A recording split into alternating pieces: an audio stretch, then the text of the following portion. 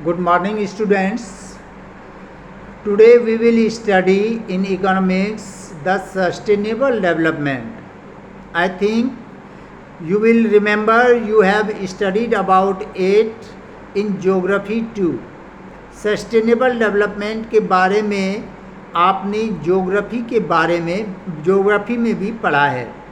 First of all, we will study what is sustainable development and why is it so important.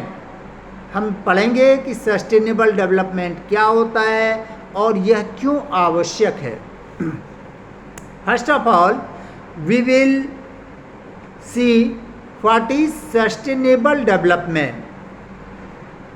Development that meets the need of present generation without compromising the ability of the future generation to meet their own needs. Sustainable development क्या है? वह development जो present generation है उनकी आवश्यकताओं की पूर्ति तो होता रहे, लेकिन जो फ्यूचर जनरेशन्स हैं उनके लिए भी यह रिसोर्स बचा रहे, उन्हें भी किसी प्रकार से इन रिसोर्स के लिए कॉम्प्रोमाइज़ नहीं करनी पड़े. इसी को सस्टेनेबल डेवलपमेंट कहा जाता है. अब फर्स्ट क्वेश्चन उठता है कि सस्टेनेबल डेवलपमेंट क्यों आवश्यक है. आज वर्ल्ड के जितने भी ग्रेट थिंकर्स हैं, साइंटिस्ट हैं, ग्रेट लीडर्स हैं, सब क्यों कंसर्न हुए सस्टेनेबल डेवलपमेंट के प्रति. सस्टेनेबल डेवलपमेंट आज बहुत आवश्यक हो गया है. कारण क्या है? First of all we will see that the natural resources are in limit amount and the formation of these resources is very slow. It takes millions of years in their formation. Sustainable development आवश्यक है क्योंकि जितने भी natural resources हैं वे limit amount में हैं और इसका फॉर्मेशन बहुत लंबे समय में होता है, मिलियंस ऑफ ईयर्स लेता है. But we utilize it in large amount in each days. So there is a large gap between the formation and utilization of the natural resource. क्या है? फॉर्मेशन तो बहुत स्लो है, बट प्रेजेंट टाइम में हम जो इसको यूटिलाइज कर रहे हैं यह बहुत तेज़ी से कर रहे हैं, जिससे इसके फॉर्मेशन और यूटिलाइजेशन दोनों के बीच में एक बड़ा गैपिंग आ गया है. और इस कंडीशन में क्या है? If we will utilize these resources in such way as we use it in present day, then these resources will vanished in the future. अगर इसी प्रकार से हम यूटिलाइज करते रहेंगे तो ये रिसोर्सेज जो हैं वे फ्यूचर में गायब हो जाएंगे. जब ये गायब हो जाएंगे तो क्या हो जाएगा? जो फ्यूचर जनरेशन है उन्हें डेवलपमेंट के लिए कुछ नहीं बचेगा, उन्हें कॉम्प्रोमाइज़ करना पड़ेगा. Second, we will see that due to over using of these resources there are environmental degradation. इन रिसोर्सेज का जो यूटिलाइज कर रहे हैं, इस कारण से ओवर यूज के कारण हम देखते हैं कि इन्वायरमेंटल डिग्रेडेशन हो रहा है. Now you can ask what is environmental degradation. Environmental degradation क्या है, इसके बारे में आप पूछ सकते हो.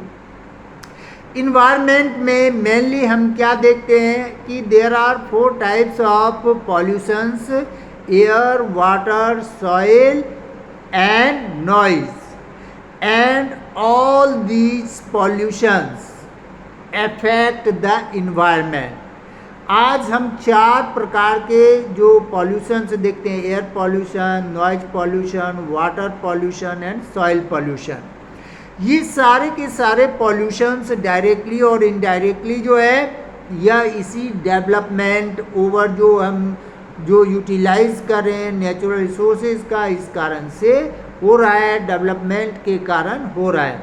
क्या होता है कि हम अधिक से अधिक डेवलपमेंट के नाम पे अधिक से अधिक जो है गुड्स का निर्माण करते हैं। जब अधिक से अधिक गुड्स का निर्माण मशीन्स के द्वारा करते हैं तो क्या होता है, उसमें अधिक से अधिक इस नेचुरल रिसोर्सेज का यूटिलाइज करते हैं।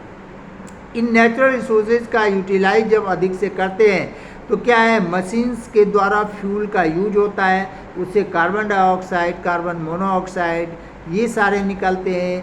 लॉट ऑफ अमाउंट में जो है वाटर को यूटिलाइज किया जाता है, पॉल्यूट वाटर को ऐसे ही ग्राउंड में छोड़ दिया जाता है, सॉइल पॉल्यूशन होता है, मशीन्स के व्हीकल्स के चलने के कारण नॉइज पॉल्यूशन होता है।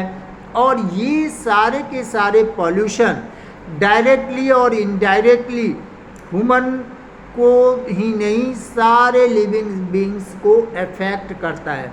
आप देखेंगे कि यह जो अधिक से अधिक कार्बन डाइऑक्साइड, कार्बन मोनोऑक्साइड जो निकल रहा है, उस कारण से क्या होता है कि यह जो ग्लोबल वार्मिंग की समस्याओं से हम जूझ रहे हैं। आज देखते हैं कि बहुत अधिक हीट है, किस कारण से, ग्लोबल वार्मिंग के।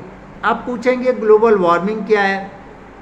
बहुत अधिक जब कार्बन डाइऑक्साइड की मात्रा जो है बढ़ जाती है एटमॉस्फेयर में, तो यह एक लेयर बना देता है अपर लेयर में, और इसकी यह विशेषता है कि वह सोलर एनर्जी को तो अंदर आने देता है, अर्थ तक आने देता है, लेकिन जो बाहर जो अर्थ के द्वारा रिफ्लेक्टेड एनर्जी है उसे स्पेस में नहीं जाने देता है।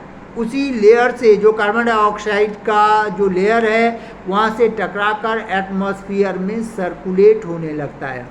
इस सर्कुलेशन के कारण क्या होता है, एटमॉस्फेयर में हीट बढ़ जाता है और उसी को हम ग्लोबल वार्मिंग कहते हैं। अब ग्लोबल वार्मिंग से क्या हमें जो हानि होती है, हम देखते हैं गर्मी तो अधिक होने से हम परेशान होते हैं, वो तो है। हम देखते हैं कि अर्थ का 71% भाग जो है वह वाटर है और 29% जो है वह सॉइल है। अगर ये सारे मेल्ट हो गए, जो ग्लेशियर्स पे आइस हैं मेल्ट हो गए, तो क्या हो जाएगा, जलमग्न हो जाएगा, या लैंड बचेगा नहीं, फिर सारी सृष्टि समाप्त हो जाएगी। और इस हीट के कारण हम देखते हैं कि दिन प्रतिदिन जो ये आइस जो है ग्लेशियर्स पे, ये बहुत तेज़ी से मेल्ट हो रहे हैं, और इस मेल्ट होने के कारण जो नेचुरल वाटर बॉडीज़ हैं, जो ओशियंस हैं, सीज हैं, रिवर्स हैं, इसका लेवल जो है बढ़ रहा है, अप हो रहा है। ऐसे में जितने भी जो समुद्री इलाके पे हैं वो जल्द ही सबमर्ज हो जाएंगे, वाटर में डूब जाएंगे। तो इसी कारण से इन सभी परिस्थितियों से, इन सारी जो परेशानियों से बचने के लिए जो लीडर्स हैं, थिंकर्स हैं, वे सस्टेनेबल डेवलपमेंट करने पर जोर दे रहे हैं।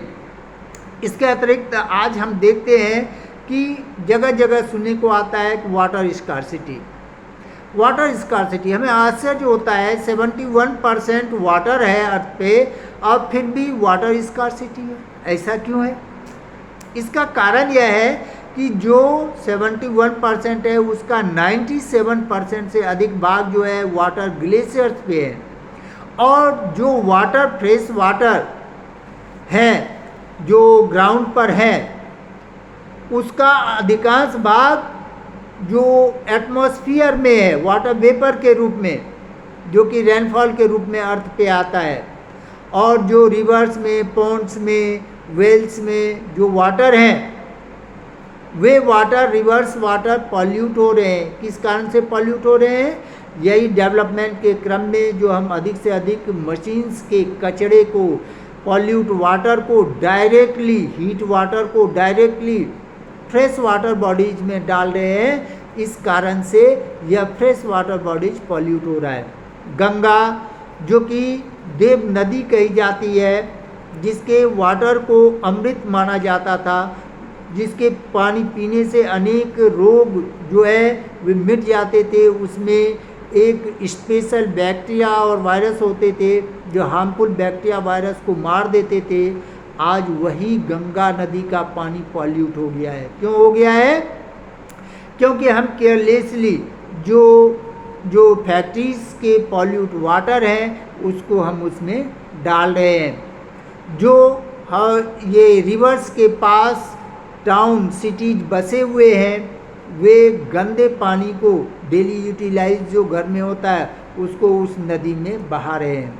इस कारण से रिवर वाटर जो है वह पॉल्यूट हो रहा है। इस पॉल्यूशन को रोकने के लिए ही यह जो है सस्टेनेबल डेवलपमेंट पर जोर दिया जा रहा है। एयर पॉल्यूट हो चुका है। एयर पॉल्यूशन के कारण हम देखते हैं कि अनेक प्रकार के डिजीज़ उत्पन्न हो रहे हैं। लंग्स से रिलेटेड अनेक डिजीज़ उत्पन्न हो रहे हैं। सॉइल पॉल्यूट हो रहा है, सॉइल डिग्रेडेशन हो रहा है। किस कारण से? वही जो डर्टी वाटर जो फैक्ट्रीज के हैं उसे केयरलेसली जो सॉइल पे छोड़ दिया जाता है। तो केमिकल युक्त और हीट वाटर जो है, हॉट वाटर जो है, यह सॉइल को डिग्रेडेट करता है। इस कारण से अनेक परेशानियां हो रही है। इन्हीं परेशानियों से बचने के लिए, सृष्टि को बरकरार रखने के लिए, फ्यूचर जनरेशन के डेवलपमेंट के लिए भी जो है ये थिंकर्स, ये ग्रेट लीडर्स और जो अन्य जितने भी जागरूक नागरिक हैं वे सस्टेनेबल डेवलपमेंट पर जोर दे रहे हैं। Okay, thanks.